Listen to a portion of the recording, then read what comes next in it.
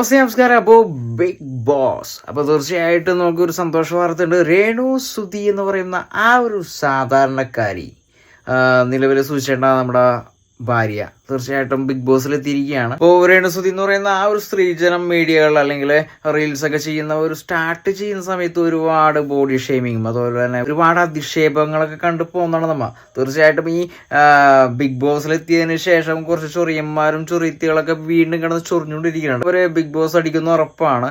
അവിടെ പെർഫോമൻസ് അസാധ്യമായിരിക്കും. കാരണം ഒരു സാധാരണക്കാരിക്കും ഇതിനകത്തൊന്നും മേയണ്ടേ.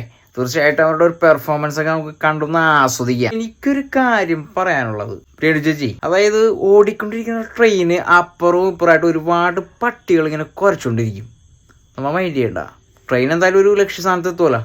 അതേ സ്പീഡിൽ സ്റ്റാർട്ട് ചെയ്ത അതേ സ്പീഡിൽ തന്നെ ബിഗ് ബോസിൽ അങ്ങോട്ട് അഴിഞ്ഞാട്ടം കിടക്കും. അതായത് മീഡിയകളിൽ കിടന്ന് നിങ്ങൾ അധിക്ഷേപിച്ചവർക്ക് സന്തോഷ വാർത്ത, കുരുമുളകും കാന്താരിയും കൂടി ഒരുമിച്ച് കടിച്ചൊരു ഫീലായിരിക്കും. അപ്പോൾ ബിഗ് ബോസിൽ ആർമാദിച്ച് ആഹ്ലാദിക്കാൻ നമ്മുടെ പുലിക്കുട്ടി ആരാണ്?